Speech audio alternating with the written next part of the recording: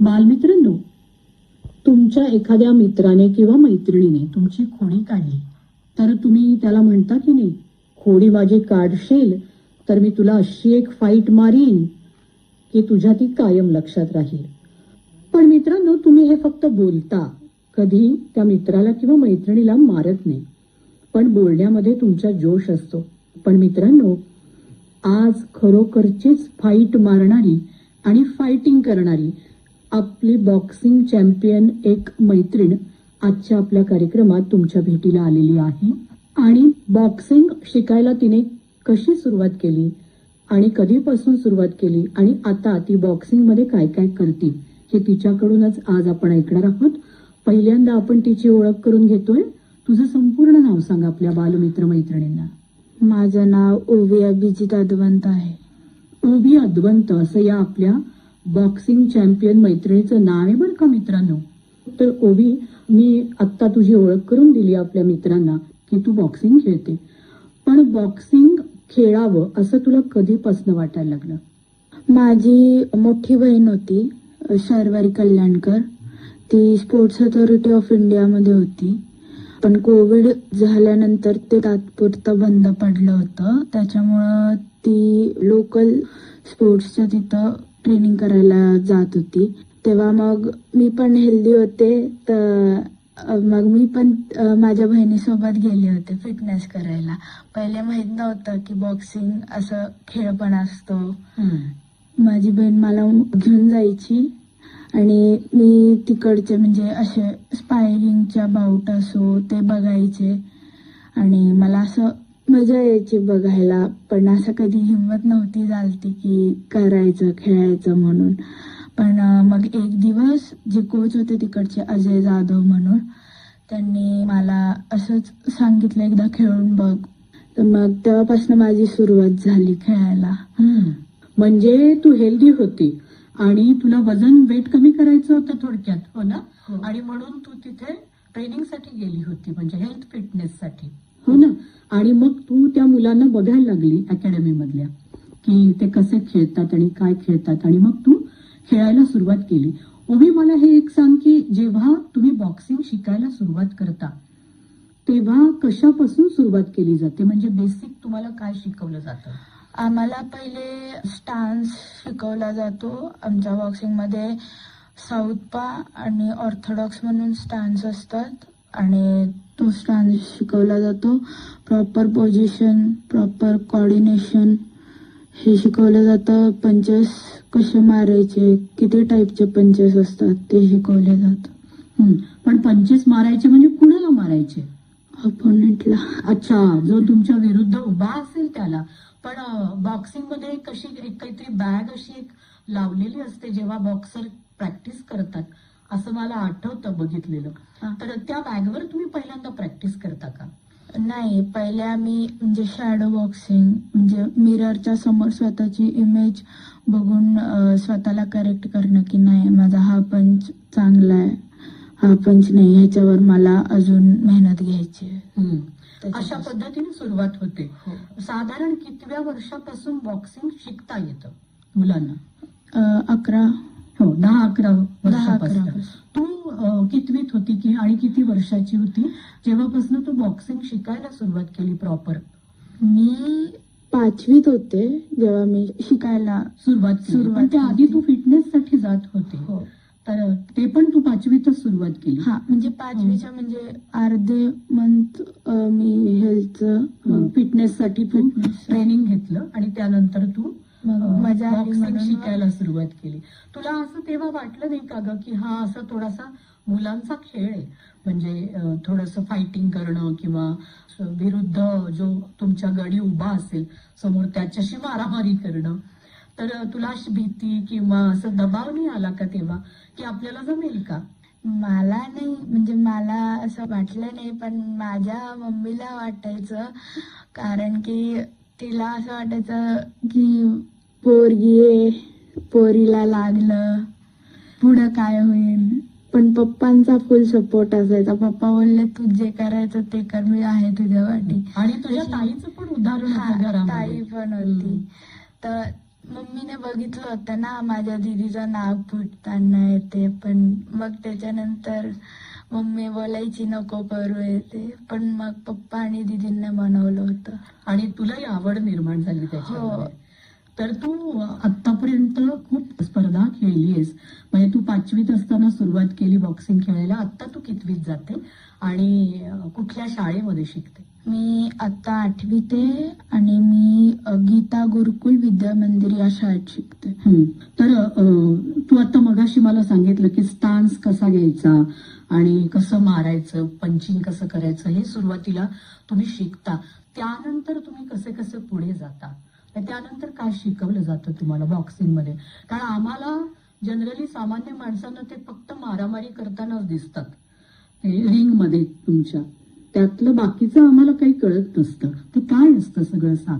पहिले तर तुमचं बेसिकचं होतं, त्याच्यानंतर तुम्ही ते बॅगवर अप्लाय करतात जे तुम्ही शिकलात. मग जेव्हा कोचेसला वाटतं की तुम्ही चांगलं करतायत, तेव्हा तुम्हाला रिंगवर थोडी स्पायरिंग किंवा कंट्रोल स्पायरिंग म्हणजे शिकवलं जातं. मग त्याच्या पुढे तुम्ही टेक्निकल कसं खेळतात, टेक्निक्स कोणत्या कोणत्या आहेत ते शिकवलं जातं. ही जी मॅच होते तुमची, तर ती किती मिनिटांची असते आणि किती ब्रेक वगैरे असतात त्याच्यात?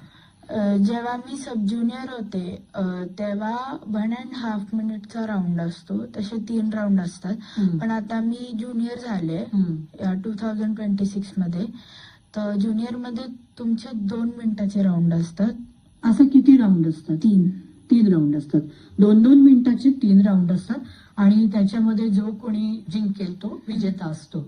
आणि ही जेव्हा स्पर्धेमध्ये तुमची निवड होते तेव्हा वय गृहीत धरलं जातं का वजन गृहीत धरलं जातं? कशा पद्धतीने तुमची निवड होत असते?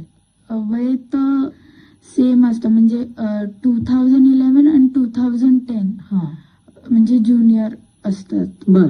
आणि म्हणजे एकाच वर्षाचा गॅप असतो. आणि वेट कॅटेगरी असतात, म्हणजे जसं 44-46, म्हणजे 46च्या आत आणि 44च्या आत जे वेट असेल त्या पद्धतीने जोड्या लावल्या जातात हा प्रतिस्पर्ध्यांच्या, नाही का? आणि मला हे सांग की जेव्हा तू शिकायला सुरुवात केली तेव्हा तुझ्या अपोजिट मुली असायच्या का खेळायला किंवा प्रॅक्टिसला सुद्धा, का मुलांबरोबर तू प्रॅक्टिस केली? प्रॅक्टिस मी मुलांसोबत केली, कारण की मी जिथं करायचे पहिले तिथं मुलंच असायचे. आणि आता मी स्पोर्ट्स अथॉरिटी ऑफ इंडियाच्या NCOEच्या ह्याच्यात आहे, तर तिथं वेगळ्या वेगळ्या स्टेट मधनं, जसं गोवा, पंजाब, हरियाणा, तिथून पोरी येतात आणि तिथं आम्हाला कॉम्पिटिशन मिळते. म्हणजे आधी लहान वयाची असताना तुला मुलांबरोबर खेळावं लागलं आणि आता मात्र तू मुलींबरोबर खेळते आहे तुझ्या बरोबरीच्या, किंवा वेटच्या हिशोबाने किंवा वयाच्या हिशोबाने जसं तुमच्या स्पर्धेमध्ये लागतं त्या पद्धतीने. मला हे सांग की मुलींशी खेळताना आणि मुलांशी खेळताना, स्पर्धा खेळताना तुला काय फरक जाणवला? मुलांमध्ये जास्ती पॉवर असते आणि मुलींमध्ये ऍज कम्पेअर टू मुलं थोडी कमी पॉवर असते, कमी एनर्जी असते. आता तू इतक्या स्पर्धा खेळते आहेस ओवी, तर तुला फायदा जाणवतोय का? तू सुरुवातीला मुलांबरोबर खेळलीस बॉक्सिंग, तर त्याचा आता तुला फायदा होताना दिसतोय का, जेव्हा की आता तू मुलींशी फाईट करतेस स्पर्धांमधनं? हा, म्हणजे पहिले जाणवायला लागला. आमची म्हणजे डिस्ट्रिक्ट पासून स्टार्ट होते, भले किती मोठा आहे बॉक्सर असो. तर मग डिस्ट्रिक्टच्या पोरींना मी म्हणजे आरामात मारू शकत होती, कारण की त्यांची पॉवर ते लागत नव्हती. पण मग स्टेट नॅशनलच्या कॉम्पिटिशन वाढत गेली आणि तुला त्याचा फायदा होत गेला. मला हे सांग की जेव्हा तुमचं ट्रेनिंग पुढे पुढे जात असतं, तुम्ही केव्हा स्पर्धेमध्ये उतरता हे कोण ठरवतं? तुमचे कोच ठरवतात? कोण ठरवतं? कोचेस सांगतात. कारण तू केव्हा, समजा तू आता 10-11 वर्षाची होती तेव्हापासून तू बॉक्सिंग खेळायला शिकायला सुरुवात केली, तू पहिल्यांदा कोणती स्पर्धा खेळली होती? मी लोकल म्हणजे इथलच्याच ज्या स्पर्धा असतात ती खेळले होते. संभाजीनगरच्या Small. इंटर अकॅडमी स्पर्धा हा. कशी खेळली? Inter club. अच्छा, तशा. तर त्याच्यामध्ये तुला काय मिळालं होतं बक्षीस, म्हणजे का नाही तुला फक्त अनुभव मिळाला? अनुभव पण मिळाला हम्म. आणि मेडल पण मिळाले. मिळाले. कुठलं मेडल मिळालं होतं पहिल्या Gold स्पर्धेमध्ये? मिळालं होतं. अरे वा. सगळ्या लोकांमध्ये गोल्ड भेटलं. आणि म्हणून तू लवकर लवकर पुढे चालली आहेस. आता तू मध्ये कुठे खेळून आलीस? आता मी recently under 15 sub junior national championship खेळून आले, जी ग्रेटर नोएडाला होती. तिथे मी खेळून आलते. तिथं मला गोल्ड लागलं. आणि स्कूल गेमचे इटानगर अरुणाचल प्रदेशला खेळून आलते, तर तिथं गेलते, तिथं गोल्ड मेडल मिळालं. इतरही म्हणजे मी तुझी आता माहिती वाचतेय तर तुला सिल्वर, ब्रॉन्झ असे बरेच मेडल्स बऱ्याच स्पर्धांमधनं मिळाले आहेत. तू आता इतक्या प्रतिस्पर्ध्यांसोबत खेळते, वेगवेगळ्या राज्यातून आलेल्या मुलांसोबत तू स्पर्धा खेळते, बॉक्सिंग करते. तुला काय अनुभव येतो किंवा त्यांच्याकडे पाहिल्यावर तुला काय मिळतं अनुभव, की ते कसे खेळतात किंवा त्यांची एनर्जी कशी आहे, त्यांचं शिकवणं कसं आहे त्यांच्या कोचचं, आणि तुझ्यामध्ये काय फरक तुला जाणवतो? खूप येतात, म्हणजे स्टेट मधून सगळे कॉम्पिटिटर. तर आमच्या बॉक्सिंग मध्ये माग हरियाणावाले जास्त, म्हणजे असतात. पोरी अशा पोरांसारख्या पूर्ण बॉडी फिजिक, बॉडी बिल्डर मुली. हा तशा दिसायच्या. तर त्यांना बघून असं थोडं वाटायचं नाही आपण कुठेतरी असं अजून टफ व्हायला पाहिजे.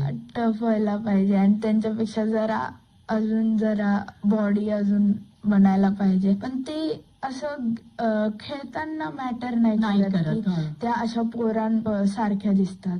पण जेव्हा खेळायला लागलं त्यांच्यासोबत, मग तेव्हा मग कळतं नाही हिला असं मारायचं तसं मारायचं. आणि तोच अनुभव कामी येतो तुमच्या स्पर्धा खेळताना. आणि 2024 मध्ये नॅशनलला मी नाही जाऊ शकले, तर मग REC म्हणून होतं टॅलेंट रन, त्याच्यामुळे मला खूप फायदा झालता. कारण की ते असं नॅशनल सारखंच होतं, वेगळ्या वेगळ्या स्टेट मधनं येणार होतं ते. फर्स्ट RECचं पुण्याला झालं, ASI पुणा. तिथं मी फर्स्ट मॅच हरले होते, कारण की पहिले माहित नव्हतं कसं काय. तर मग त्याच्यानंतर बँगलोरला झालती REC. तर तिथं माझ्या दीदीने माझी सेकंडिंग केलती. तर तिने मला म्हणजे सांगितलं असं नाही तसं खेळायचं. तिथं तर तिचा सपोर्ट होता आणि तिथं गोल्ड भेटलं. आणि कंबाईंड नॅशनल असतात, तर त्याच्यात मी सिलेक्ट झाले. तर तिथं माझं ब्रॉन्झ मेडल निघालं. असं करत करत झालं. त्याच्यामुळं मला एक्सपिरियन्स भेटला नॅशनलचा, की नॅशनलला अशा पोरी येणार आहेत, तर आपल्याला अजून मेहनत करायची, अजून हार्डवर्क करायचंय जर आपल्याला नॅशनल गोल्ड घ्यायचे तर. बरोबर. येस ओभी, आपण आपल्या गप्पा अशाच चालू ठेवणार आहोत, पण आता तुझ्या आवडीचं एक गाणं आपण बालगीत ऐकूया. तर सांग, तुला कुठलं बालगीत ऐकायला आवडेल? खोडी माझी काढाल तर अशी मारेल फाईट. बर, हे गाणं आता तुझी जी पर्सनॅलिटी आहे ना त्याच्या अनुषंगाने एकदम बरोबर गाणं तू सांगितलंय आणि तुझ्या निमित्ताने आपल्या मित्रांनाही ते आज ऐकायला मिळेल. जवळ या तर एक टोचा मारेल,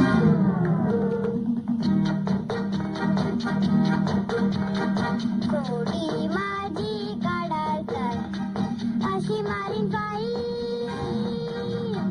धक्क्यामध्ये विरून जाईल सारी तुमची आईट, सारी तुमची आईट.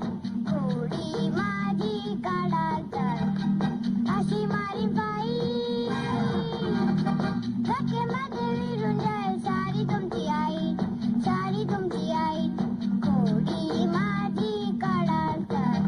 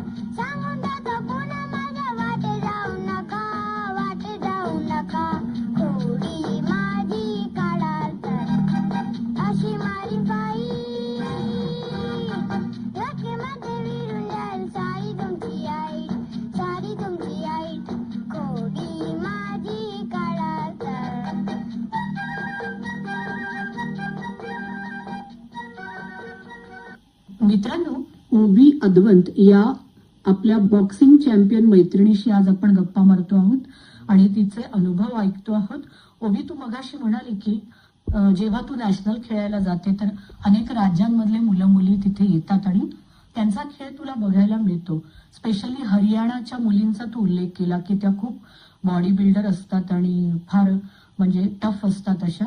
तर तुला काय वाटतं ग की हे सगळं करण्यासाठी काय काय करण्याची गरज आहे आणि तू सुद्धा स्वतःमध्ये काय बदल केलेत आता जेव्हापासून तू बॉक्सिंग खेळायला लागली? तर तुझा व्यायाम किंवा आहार, डाएट तू कसं सांभाळते?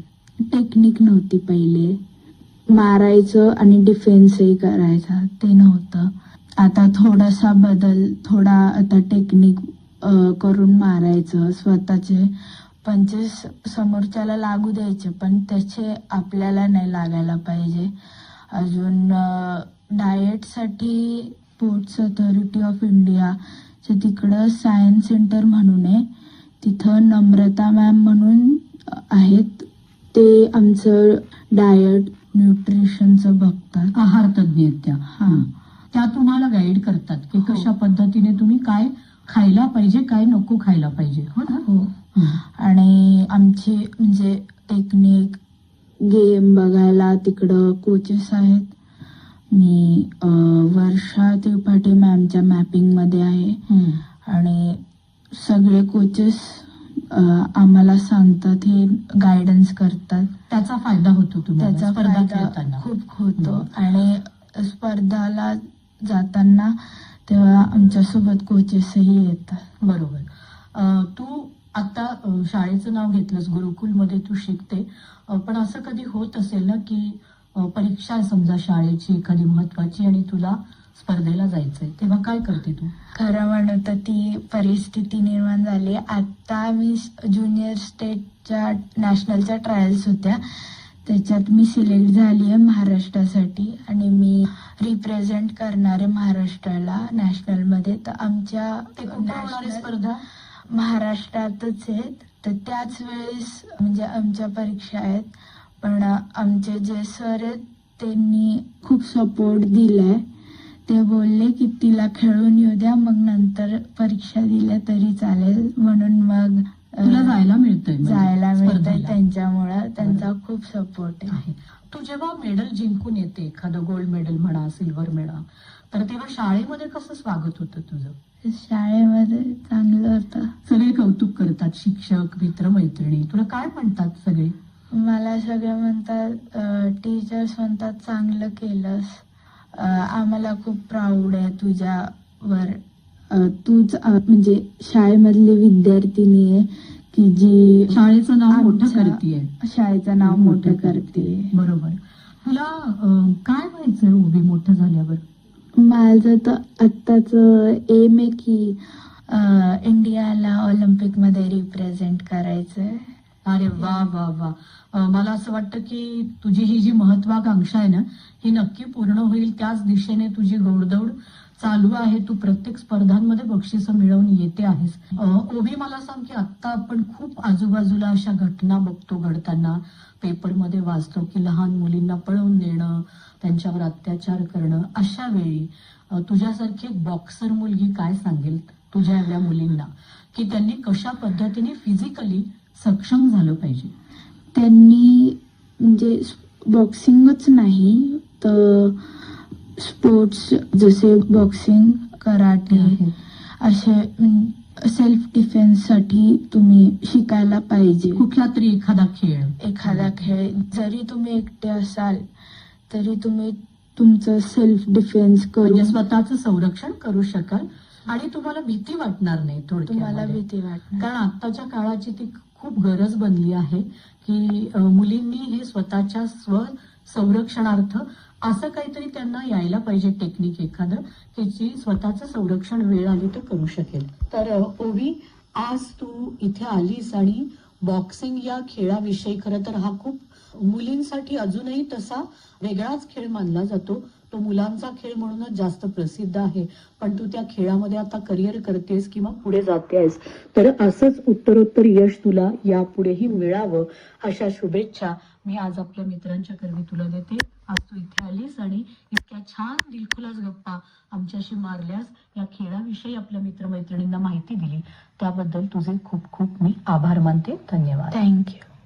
मित्रांनो, ओवी अद्वंत या आपल्या बॉक्सिंग चॅम्पियन मैत्रिणीशी मारलेल्या गप्पा तुम्ही ऐकल्यात.